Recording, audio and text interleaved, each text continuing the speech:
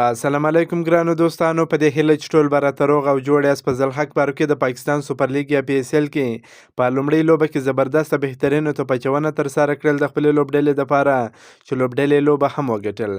په زلحق بارو کې چې په لومړي ځل یې نن د خپلې لوبډلې دپاره لومړۍ لوبه د پاکستان سوپر لیګ کې ترسره کړل.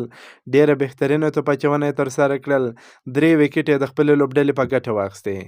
د پاکستان سوپر لیګ د اتم پړاو په 14مه لوبه کې د اسلام آباد یونایټډ لپاره ګربز 8 منډې وکړې. په زلحق بارو کې په 3.1 اورونو کې 28 منډې ورکړې، 3 مهمې ویکټې یې ترلاسه کړې او ستره بریا یې هم خپله کړه. د پاکستان سوپر لیګ یا پی اس ایل اتم پړاو سیالۍ په 14مه لوبه کې د کویټه ګلیډیټرز او اسلام آباد یونایټډ لوبډلې سره مخ شوې، چې اسلام آباد د لوبې د پچې تر ګټلو وروسته د توپوهنې پرېکړه وکړه. اسلام آباد یونایټډ لوبډلې په ټاکل شوو 20 اورونو کې د 6 لوبغاړو په سوځېدو سره 220 منډې جوړې کړې، چې اعظم خان ونیوي، کولن منرو 18 او آصف علي 42 زیاتې منډې وکړې.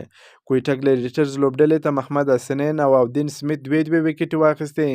ایمل خان او نسیم شاه یوه ویکټه ترلاسه کړه. د 221 منډو هدف په تعقیب کې کویټه ګلیډیټرز لوبډلې ډېره خرابه توپخانه ترسره کړل. د ټولو لوبغاړو په سوځېدو سره په یاد هدف پسې په وروستي اور کې 150 منډې ترلاسه کړې. په 63 منډو یې دغه لوبه وبایلل. د دوی له لوري محمد حفیظ 48، سرفراز احمد 41 او افتخار احمد 19 زیاتې منډې وکړې. اسلام آباد یونایټډ لوبډلې ته په زلحق فاروقي او حسن علي 3 ویکټې واخیستې. ابرار احمد او شاداب خان 2 ویکټې واخیستې. د لوبې غوره لوبغاړی اعظم خان وټاکل شو.